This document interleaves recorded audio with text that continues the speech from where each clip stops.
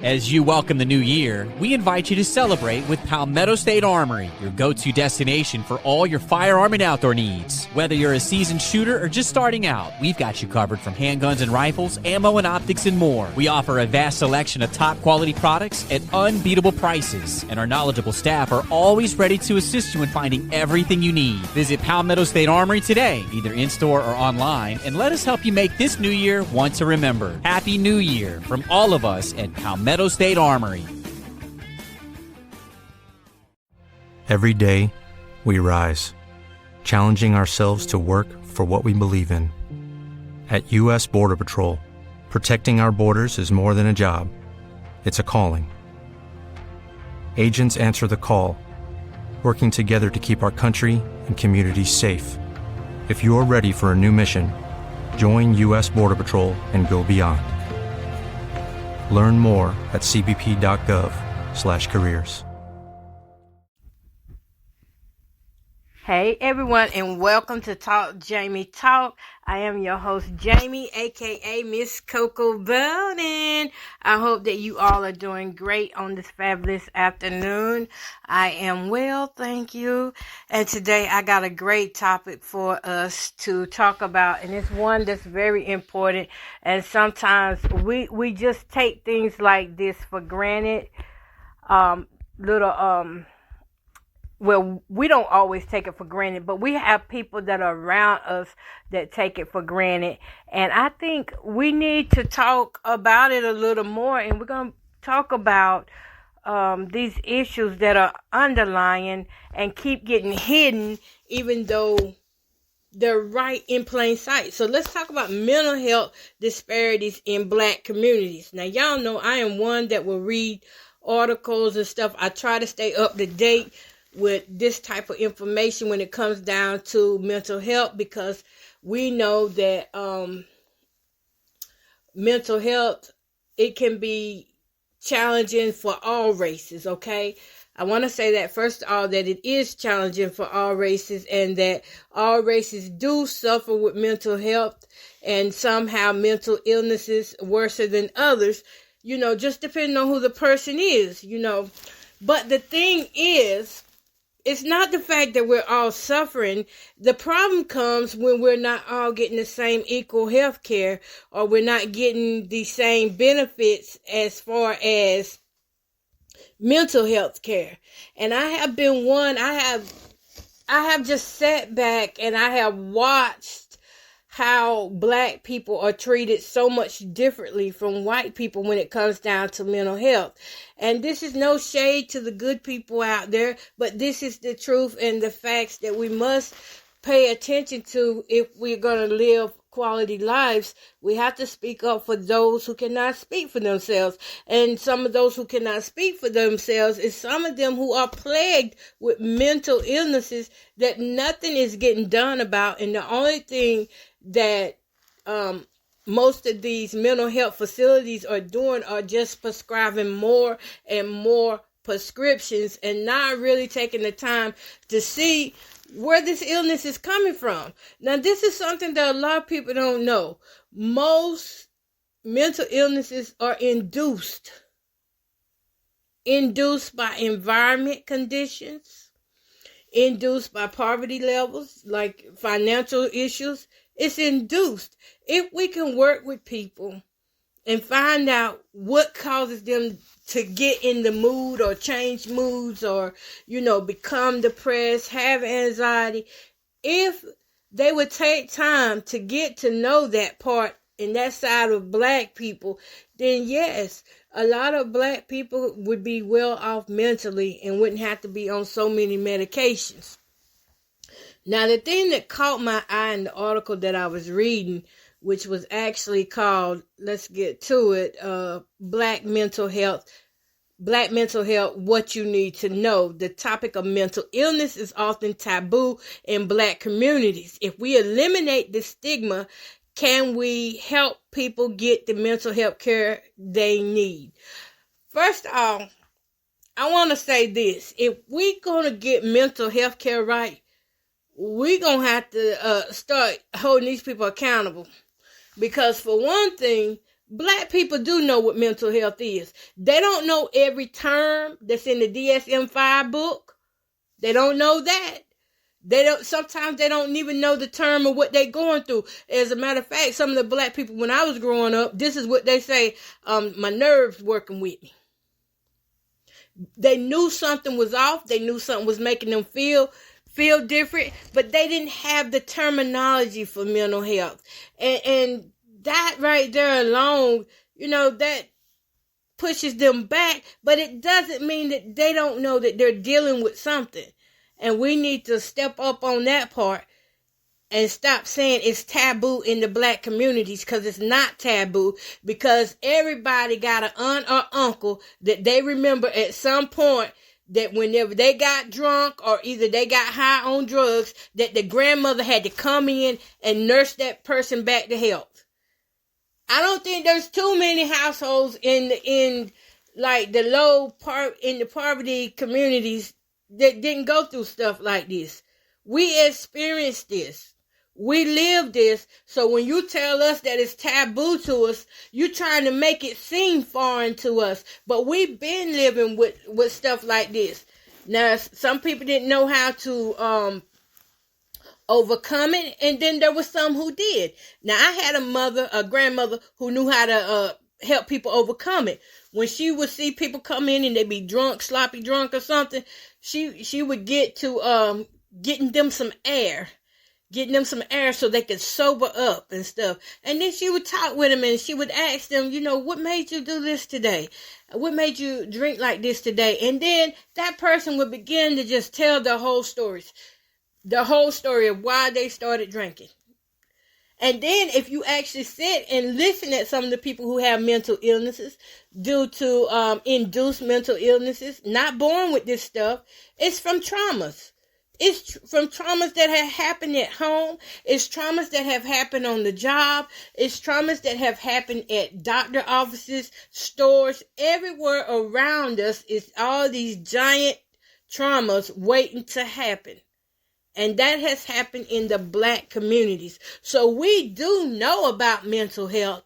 It's just that we don't follow through with it. We don't go to doctors and stuff. We don't go see psychiatrists and stuff. A lot of people don't. They don't go see psychiatrists. But if we just let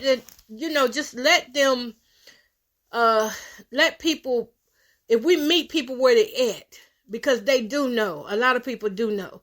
They just fix it, self-medicate and stuff. All right. So let's move on. So, as we get down a little further in this article, I want to see which part I want to talk about, because I know I'm probably not going to have time to talk about it all. There was something else I wanted to read you at another side here. Let me get my slide up, if that's all right with y'all. I want to just read you this. What it says is health disparities. This is coming from the CDC, by the way. Sorry about that. Health disparities are preventable. Differences in the burden of disease, injury, violence, or inopportunities to achieve optimal health experienced by socially disadvantaged racial, ethnic, and other population groups and communities. Do you see what this says? The CDC says this is preventable. Most of these health problems that we're going through is preventable. Most mental health illnesses are preventable. They are preventable. Not everybody is born with ADHD. Not everybody is born with anxiety and depression. But we have to see where it's coming from. And a majority of times where it's coming from is this racism stuff that's going on. Now, I know a lot of people are like, oh, we so far up out of racism. But honey, no, we not. We are not far up out of racism. I was at a therapist's office in 2023. And in that therapist's office where I went to, I actually left that office before they would doing treatment with me. And the reason why I left was because I felt like the woman was trying to hold me back. She wasn't trying to see my mind heal. She was trying to focus on things that I had already overcome. And that's what's happening. When we send people out to therapists, they looking at the money. They're not looking at the fact that you're a real person. Can I say this? If you are a black person, you're going to be treated like an object. I don't care how much money you got. They still going to treat you like an object. And at some point, they going to let you know that you are an object. It got to the point where I started walking into certain offices, and I just sit there and I look around at how everybody was treated. Well, I'm going to tell you how it was treated. Now, you would get the Caucasian people, they were treated nice. Their name was called right. Their name wasn't called like they were stupid or like they couldn't understand the language. Y'all don't hear what I'm saying. Everything a person does to you is intentional and it's systemic, some of this stuff that people are doing. If you walk into a mental health facility and you got a Caucasian person on the left and they call their name, I'm going to say, hey, Miss Linda, come on back. You talk to Miss Linda like she a real person. But then when you get this black person come up on this side, you talk to them, is your name, what are you here for? And you act like you don't even know why they there. So why would they want to come back and get treated by you? And this is some of the microaggressions that are out there that black people are facing when it comes down to getting their mental health taken care of. They have to deal with that. They have to deal with that racism from the mental health facility. They have to deal with it on a daily basis, just going from jobs, homes. It's so much to consider when we are talking about these disparities in black mental health communities. Okay, so let's read what this article goes on to say about racism, trauma, and mental health. Black Americans develop mental health conditions at a rate equal to anyone else. The Centers for Disease Control has declared racism a serious threat to public health. Now, I want to tell y'all, this article is only 1 year old. This article was written in January 2023. When I saw that, I said, yes, we're dealing with a lot. We're dealing with a lot of stuff that people want to hide. These are the things they don't want you to know, is that racism still lives. And because it's still here, it's still taking tolls on innocent people's minds. Just as I said, black people have always known what mental health was. We didn't call it mental health. We called it taking care of a person. For the sake of somebody getting paid, you got to call it mental health. You got to give it a diagnosis. You got to give it a name. Because if you don't give it something of a diagnosis or a name, guess what? The provider cannot get paid for. They can't get paid if they don't have a correct diagnosis. And if that diagnosis ain't in the DSM-5 book, they're not going to get paid just off of you going and just having a conversation.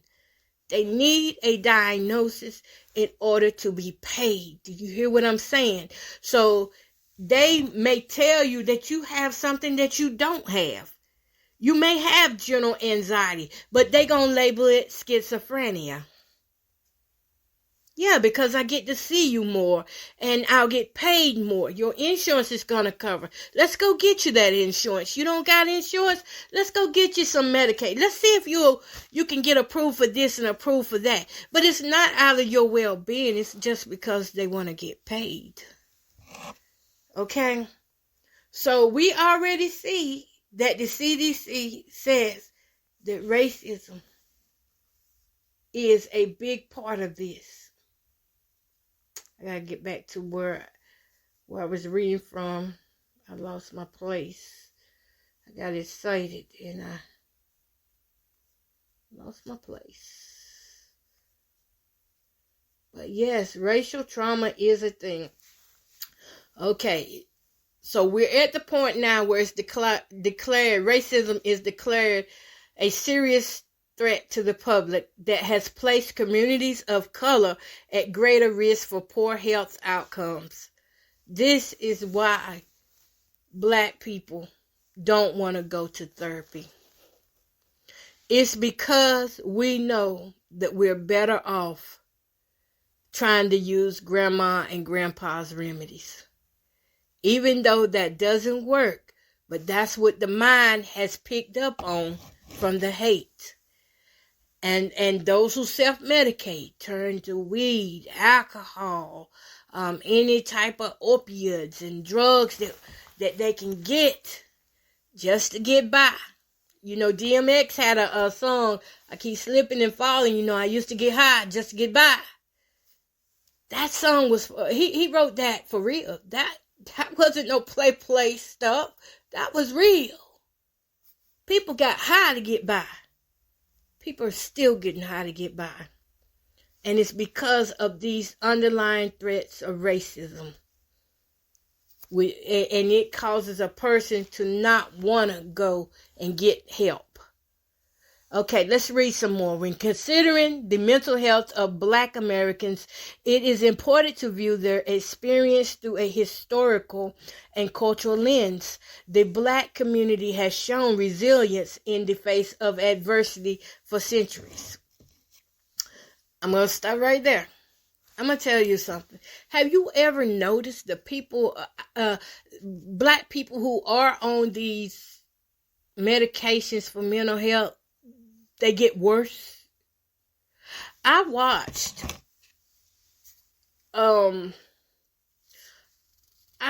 this psychiatrist.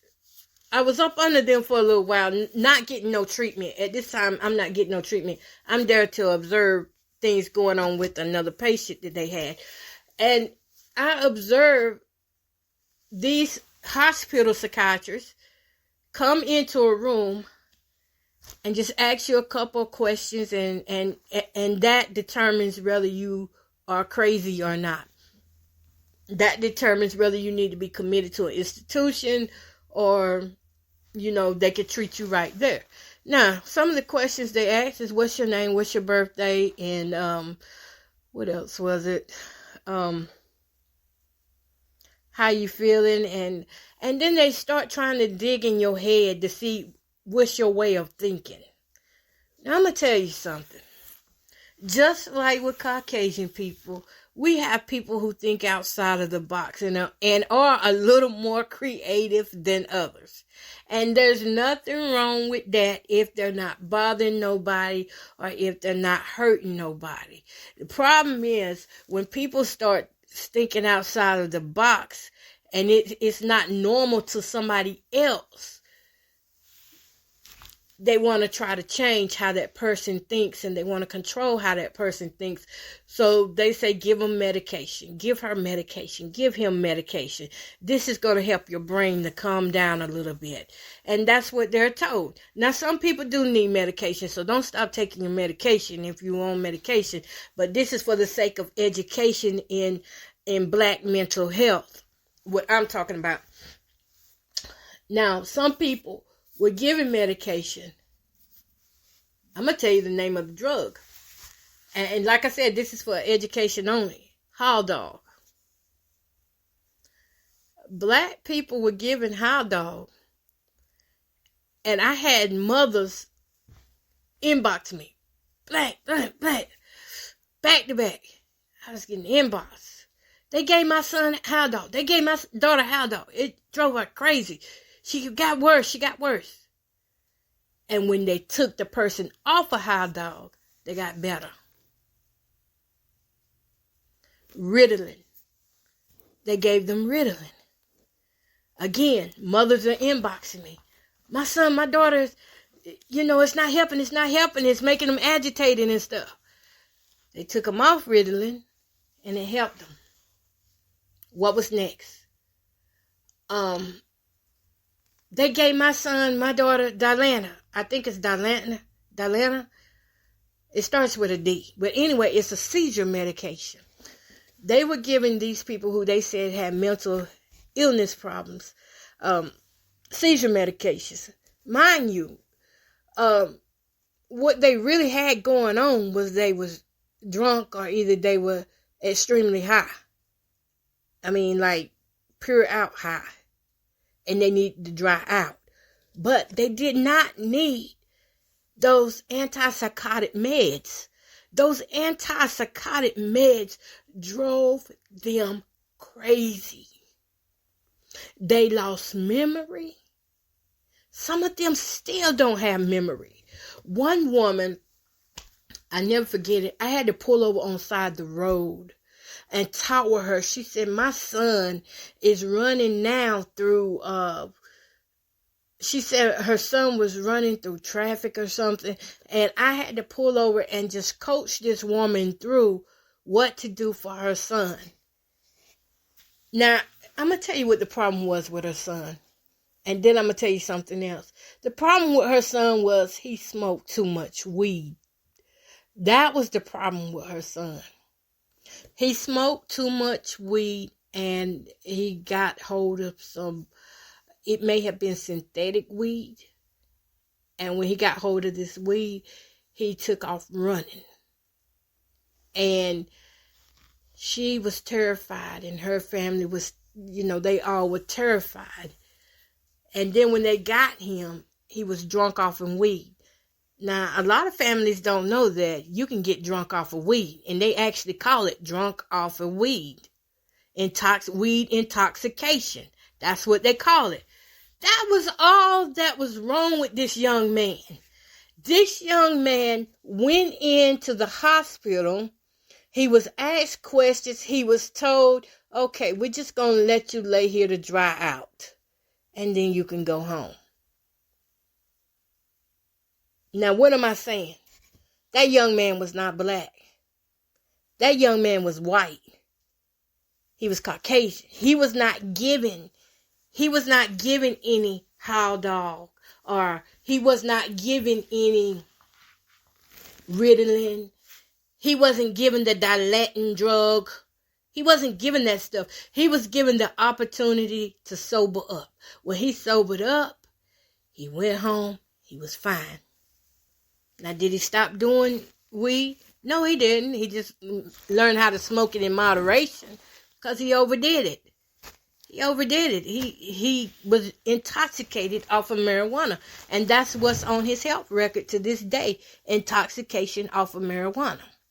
Now, if that had been a black man go up in there like that, they would have shackled that black man down. They would have handcuffed that man down. They would have wrapped him in the wrap suit where his hands can't move. They would have hog-tied him. They would have been beating him at the same time while they were getting him there or trying to get him help.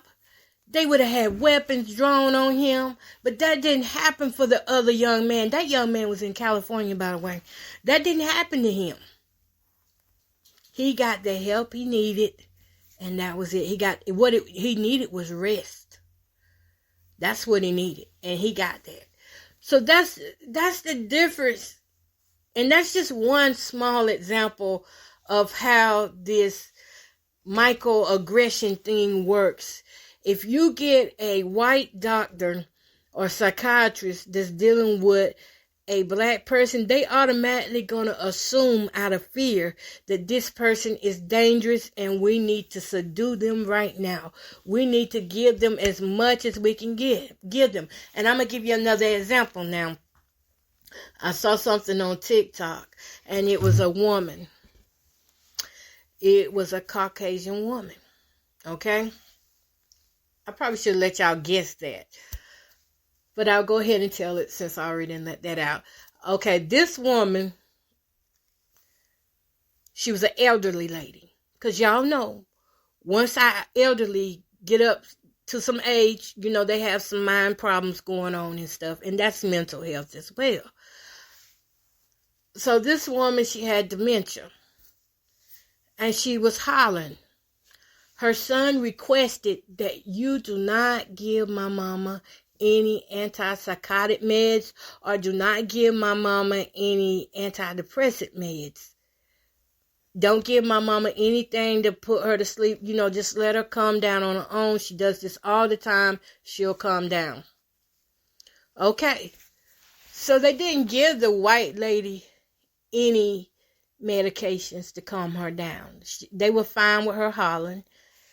It didn't last for about 30 minutes, and they didn't come in hollering that, hey, you're going to disturb the rest of the floor or anything. They didn't do none of that. Okay? So after a while, she calmed down, and that was it. Got her back on track. Dementia patients are like that. You put them in front of something that's unfamiliar, you might get screams, you might get fussed at, they may want to fight with you. And that's whether they black or white, okay? Same issue. Now, you take a black woman who's got that same problem, and she starts hollering, and she starts saying, get off me, don't touch me, because this is how dementia patients act. This is part of the symptom. They're acting out what's going on in their brain. So she's doing the same thing the white woman was doing. By the way, if I say white, I mean Caucasian. I'm not trying to be disrespectful by saying white. I guess I'm just used to it like that. But I'm trying to be very respectful in terms of my examples, okay? Because I don't need nobody saying that, hey, I'm just against white people. I'm not. I love everybody. But for the sake of this part, we have to talk about it. We have to be real about it. Okay, next we got the black woman that's in there, and she's hollering, and the son comes through, and this is on TikTok too. The son comes through, and he said, don't give my mom any of that, what's the name of that medicine? It is the generic for, okay, I know exactly what it is. Ativan. He said, don't give my mom any Ativan. Or, don't give her anything that's going to make her drowsy or sleepy. You know what they did? Even though he told them that, they went against his wishes. When his mom went in there, she was okay, just a little excited, and doing this hollering like the other woman. And when she went in there, she was talking, she was eating, she was walking around. She was a fine woman. I mean, she was just going through the motion at that time. When she came out, y'all, you know how she came out? They gave that woman so much Ativan to calm her down, and she hadn't even been there long. They gave her so much Ativan, it gave her a stroke in the brain. See, when they get tired of you, they know what to give you. If that woman had been in her good... As you welcome the new year, we invite you to celebrate with Palmetto State Armory, your go-to destination for all your firearm and outdoor needs. Whether you're a seasoned shooter or just starting out, we've got you covered from handguns and rifles, ammo and optics, and more. We offer a vast selection of top-quality products at unbeatable prices, and our knowledgeable staff are always ready to assist you in finding everything you need. Visit Palmetto State Armory today, either in-store or online, and let us help you make this new year one to remember. Happy New Year from all of us at Palmetto State Armory. There's an outdoor escape so perfect, it feels heaven sent. Rejuvenation in the form of breathtaking mountain landscapes, winter adventure on a ski resort, snowy trail, or scenic ATV ride, and the uncrowded freedom that awaits in 1.5 million acres of powder white parks and public land. Winter in West Virginia is almost heaven. Plan your getaway now at wvtourism.com. Health and in her good mind, she would have refused Ativan. Because our elders from back in the day, they don't believe in taking that kind of medicine and stuff for mental health. They had their ways of dealing with it. When you had mentally ill people back in the old days, I'm talking about like the 70s and the 80s and stuff, you just didn't take them out in public. You left them at home, where they could, be themselves. But in this case, he needed to go to the doctor for whatever, he needed to go to the emergency room for whatever reason. But that woman had so many massive strokes. When she came out of there, she came out on hospice. She died. She passed away. This is what we call microaggression, racism, and trauma. If it ain't this type of trauma in the black communities, it's other types of trauma. Always doing something they ain't got no business. But that woman passed away because she was given what her son said, do not give my mama that. By the way, if you have elderly people in your family, the more Ativan and antidepressant drugs you give them, if they have dementia, the quicker it's going to bring them down.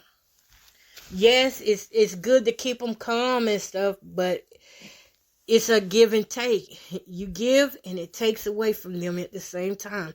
It gives you peace of mind that, finally mom is asleep, finally dad is asleep, but it can give them strokes and stuff. All right, just check with your doctor on that, okay? So starting in the 1600s in the United States, black people faced oppression in the form of the enslavement of Africans and their descendants. The fact that a group of people were once considered property and not human beings, and the effects this has on people of African descent cannot be underestimated. We still looked at as property. We are still looked at as property. Even, it's sad when you hear a doctor say, I'm tired of treating these racist bastards. And who is he talking about? He's talking about his colleagues. He's talking about people of prestigious walks in life that he has to sneak around and treat for their addictions. And they're not black, of course, but it's a black doctor that's hemmed up in it. And that's because he's looked at as property. Even though he has a good name on his title, he's a doctor, it doesn't matter. He's still black. Okay, so let's go on. Through 1965, U.S. laws were used to justify abuse of black people. In the years after the American Civil War, black people faced oppression in the form of sharecropping, farm labor that severely restricted economic mobility. They faced segregation, enforced and legalized separation from housing, health care, and other services. Racism today is often more hidden, but it is still dangerous. Go back to what the CDC said. The CDC said this, that it's the threat. It's the danger. Okay, let's keep going. The social, economic, and emotional toll continues for black Americans. So, racial trauma, according to the American Psychological Association, racial trauma can result from direct experiences of racism as well as insidious occurrences that add up over time. Major experiences of racism include physical and verbal attacks, while indirect stressors include the seeing videos of police brutality on social media or being the target of substantial put-downs. Racial trauma can also result from intergenerational trauma. Traumatic stress passed from one generation to the next. And that is how it's looking. That's how it's been for a long time. That these stresses, they pass from one person to another. All right. So let me skip some. Researchers believe that racial trauma is one of the reasons black people in some communities have higher rates of PTSD, 8.7%, compared to white people, 7.4%. Studies also show that African American youth are at risk of developing PTSD. Nearly 65% of African American youth report traumatic experiences compared to 30% of their peers from other ethnic groups. Since treatment shortly after a traumatic event is a major factor in recovery, lack of access to health care may contribute to the higher rates of trauma symptoms and PTSD among African Americans. All right. So y'all, I'm going to read this part about systemic, and then I'm going to have a few words to say after, and then we will conclude. The mental health impact of systemic racism. The effects of racism lead to higher poverty rates, increased incarceration, and reduced access to health care and housing. Racism also appears in less obvious forms, like other marginalized populations. African Americans experience microaggressions. These susceptible, indirect, and sometimes unintentional put-downs from people point to one's otherness or assume racial stereotypes. Examples of microaggression include a white professor failing to call upon black students in a classroom, or a clerk following a black customer around the store. Now, you see what that is? Microaggression. Have you ever been followed around the store? Don't that make you nervous? Don't that give you anxiety? Won't that make you go home and think about it? How that could have been you arrested for nothing. How that could have been you caught up and pulled over for nothing. Or it makes you overthink, what will I do if I get in that situation?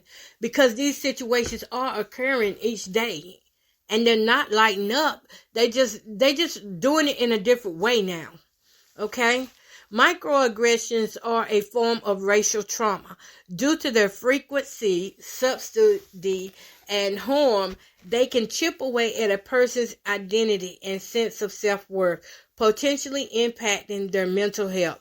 I have seen women, particularly black women, when they go to some of these upscale stores now, and we see a lot of videos of this. They go to the upscale stores and they have somebody walking around following them.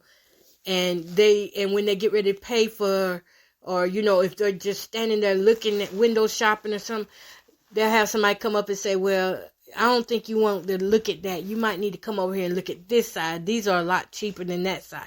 That's an insult. And that's microaggression. That will make a person feel bad right there about what's going on in their life. It'll make them feel like they're less than.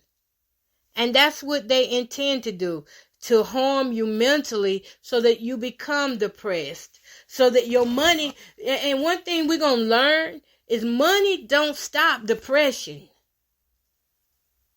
You can shop all day long, but it don't stop depression, because as soon as you stop shopping, it's right back. But see, they set us up to go through this mental torture. And then once this mental torture is over with, and we go home and we take it in, people don't realize they need mental health care. They need to talk to someone. They need to release what they have been through. They need to give their mind closure, a solution to the situation that happened that they couldn't get the closure to. Maybe you couldn't say all that you wanted to say because it would have did more harm than good. Or maybe you did say too much and you got arrested for talking back. And now here you are, you got court dates and all that. See, black people need people to talk to. But what we don't want to do is talk and feel stupid for talking. What we don't want to do is release what we're really feeling to the enemy, only to have the enemy give it right back to us. Replay it in a skit for us the next time they see us. Okay? All right, so what do I need to read this? Okay, Black Americans are less likely to seek mental health care. Black people are far less likely to seek care. Statistics tell us that about 25% of African Americans seek mental health treatment compared to 40% of white Americans. Unequal access to health care is one major contributor to this disparity. Nearly 10% of black people in the U.S. do not have health insurance compared to 5.2% of non-Hispanic white people. When members of the black community do seek mental health care, they are more likely to receive it from an emergency department than from a mental health specialist. Didn't I tell y'all? that emergency room sees more mental health patients than a therapist's office does. Okay, according to Crawford, other reasons Black Americans receive less care include the lack of cultural sensitivity by healthcare professionals, African Americans feeling marginalized, and the reliance on family, community, and spiritual support instead of medical or psychiatric treatment, even when it is critically necessary. Black people can also face prejudice from healthcare providers. Communication between providers and patients can differ for African American patients compared with white patients. Now, let me stop right there and interject this right here. Now, it said that we can face prejudice from healthcare providers. What it's not telling us is that also who we will face prejudice from healthcare providers is also going to be the Black providers as well. Because the Black providers have a protocol and they have an act and they have a character that they have to put on whenever they become these professional people. So they have to go according to what's going on. Unless you get one that's really straight up and really about civil rights and stuff, you're going to have one that's going to act just like what they've been trained to act like, which is a prejudiced white person. As a matter of fact, some of the Black therapists don't even really take time to even get to know what's going on with the Black person's mental health. They just assume they know, but they know nothing. I had a Black therapist one time, again, not a case of mine or anything, but I had a Black therapist who came out to a location where I was at one time, and they was like, well, I'm here to do this, I'm here to do that. But they had no knowledge of what they were doing. They only had textbook knowledge. And textbook knowledge is good, okay? I'm not knocking that either. But what I'm saying is, when this person found out that the person didn't have Medicaid, the Black man didn't have Medicaid, the Black woman didn't have Medicaid, she had no more to say to them. And the ones that they did send out that took, oh my goodness, it was a whole community of people one year. I never forget this. And I felt so sorry for all those people who thought they were signing up for mental health care, and instead they were signing up for somebody to micromanage their finances because they took advantage of them. They were signing up for somebody to get paid for a job that was not done. And I'm telling you, it was about 10 people on this list of people who gave their Medicaid numbers. All the woman wanted, she went around from houses to houses, and she was like, well, we have, she said, we have this new program that we're doing in the community, and we want to sign you up for it. It's so that, you know, if you got any depression, anxiety, we can help you. We can provide transportation. We can get you to and from the doctor's office. We can even buy you groceries. We have a budget where we can, you know, buy you groceries if you need it. Sometimes we can buy you clothes and stuff. Whatever you need, we can try to meet your needs. But we're going to need your Medicaid number. Okay? And that was the only way these people could get help. Now, this is the thing. She got the Medicaid number and did nothing for the people. I remember she had told them that she would do so much for them. And I'm going to tell you how Black people are in poor places. Where there is poverty, there is knowledge. Okay? There is some knowledge. I'm not kidding. You think because they don't have textbooks knowledge that they don't have knowledge. But you get with some of these elderly Black people who you think are dumb. They might not can read a sentence clear as you can or speak clear as you can, but they understand you when you say, we will provide this. And their mind is recording. The whole time their mind is recording what you said you were going to provide. You said you were going to provide transportation to and from this appointment, that appointment. You said you were going to provide food. You said you were going to help them get into housing. And these people remember this. And you did nothing.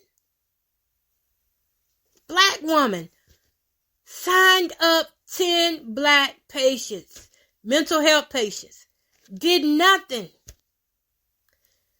Traveled these people over an hour away to get to be in a group, and they did nothing. These people came back home and they called. They was hiding from her when she would come around to pick her up. They said, take me out of your program. And what'd she do? She said, well, we'll give you this amount of money if you stay in. Because they knew they was going to make more money with the people in the program than outside of the program. However, the people never got their mental health looked at. They didn't get cared for. They ended up getting in a home like maybe, I think it was like maybe 3 years later, but it wasn't by her. They got out of that program because they seen how prejudice looks among black people. Black on black prejudice. Okay? So I hope y'all understood how I said that, because it's a real thing where you can go to an all black store and you can still be treated like you are an object and like you're less than. Even I remember when they had it shop all black. Well, when they started shopping all black, the quality wasn't good. And the attitudes were nasty. The customer service was nasty. Well, that's the same way it is when you have black providers. Now, there are some black providers that are real good. They're nice and they're all about their business. They're not about no messing around or anything like that. They're really strictly about getting you well. They are strictly about setting you down, talking to you, finding out what they can do, how they can meet your need. Of course, they're going to get paid, but they want to know, how can we meet your needs?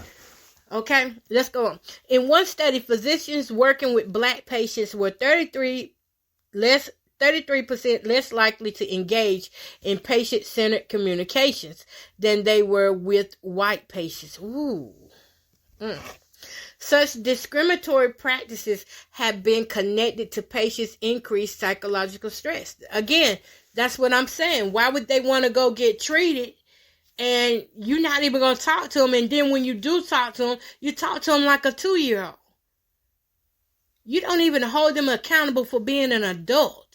Listen, I have worked with people, and I'm not a therapist, but I'm one that has an ear, and I will sit and listen to a person. And I have worked with some people that came around me, and at first when they came around me, they was like in their 20s, and they were acting like they were 12 and 16 years old, and someone was in their 30s and their 40s.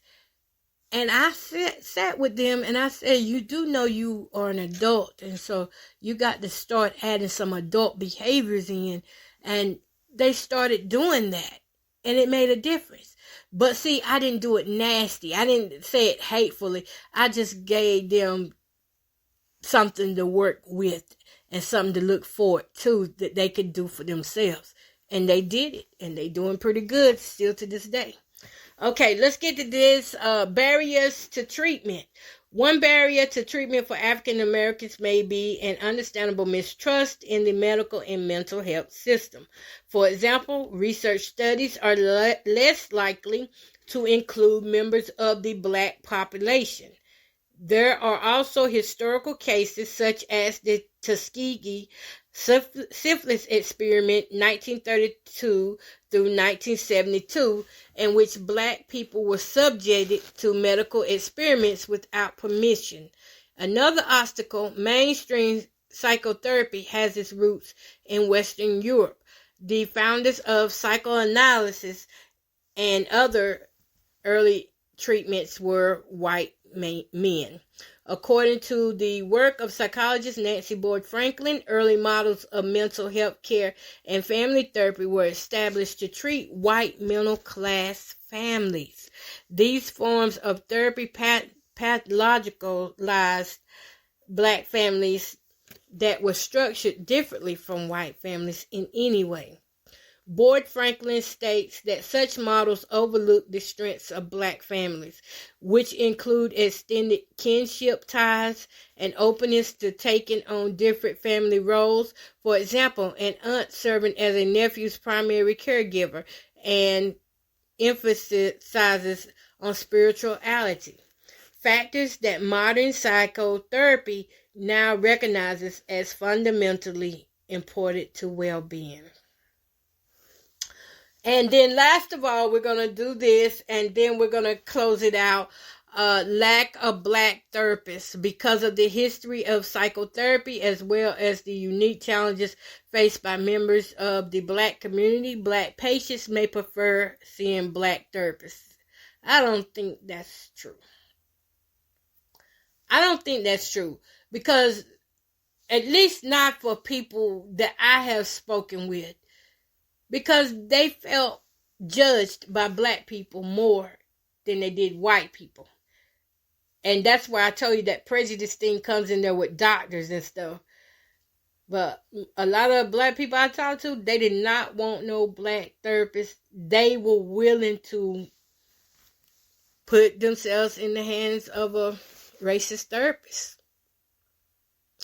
just because they didn't trust black on black. Okay? Assured ethnicity does not necessarily guarantee the best therapeutic relationship. Regardless of the identity of the therapist, the most important qualities are compassion and cultural competence. However, some black patients may feel that black therapists can better understand their experiences and identify with their cultural stressors. If this is the case, providers should make every possible effort to match a black patient with a black therapist. Unfortunately, only 2% of U.S. psychologists are black. Now, okay, we're getting to the end here. I'm going to sum it up like this. If you get a black therapist and they handling their business and they doing what they need to do, cool. If you get a white therapist and they handling their business, cool. But what you don't need is a therapist who's going to hold you back from becoming somebody great. You don't need a therapist who's going to keep every time you think that you're elevating, they knock you back down. Every time you have a story of, I did this and it should be congratulations, but it's met with, no, I think you might need to work on that a little more. Those are the people you need to leave. But we do still have racism in mental health and in the black communities. It's going to be hard to get black people to trust any therapy. And it's passed down from generation to generation. But it's also learned behavior from what's going on now, from the knowledge that they are living their truth right now, and people are treating them so bad, treating us so bad, not just them, but me too. I've been through it too. I've been through the black prejudice thing too.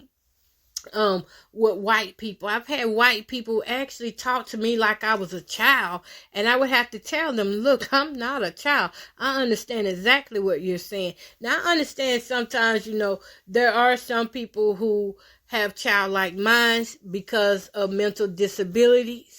And, they have these disabilities, with Down syndrome and stuff like that. That's one thing. But when you have a fully grown, functioning, working adult and you want to talk down to them like they are just a child, no. That's suppression. That's trying to suppress them. That's regressing them back to a place they've already grown from. Why would they want you to treat them if this is how you're going to treat them? I've seen preachers even bow down and become humble like little kids underneath people who they thought were great. But I looked from a distance and I saw, hey, they just trying to hold you back. All right, y'all. So I'm going to let it go. But anyway, it was a great topic and I enjoyed covering it. And I only enjoyed covering it because I got to give you different angles and different views of why black people do not do the mental health thing. I mean, it's just, It just is what it is.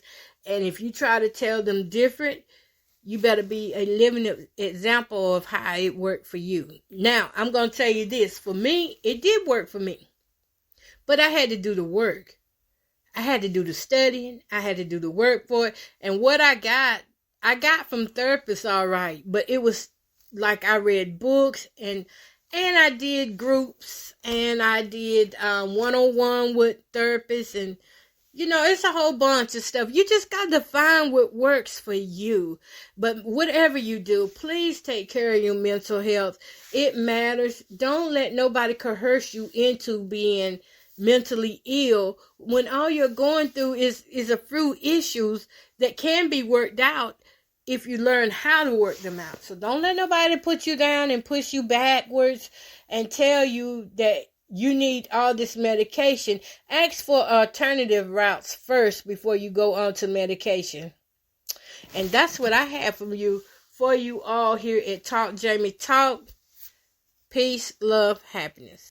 As you welcome the new year, we invite you to celebrate with Palmetto State Armory, your go-to destination for all your firearm and outdoor needs. Whether you're a seasoned shooter or just starting out, we've got you covered from handguns and rifles, ammo and optics, and more. We offer a vast selection of top-quality products at unbeatable prices, and our knowledgeable staff are always ready to assist you in finding everything you need. Visit Palmetto State Armory today, either in-store or online, and let us help you make this new year one to remember. Happy New Year from all of us at Palmetto State Armory.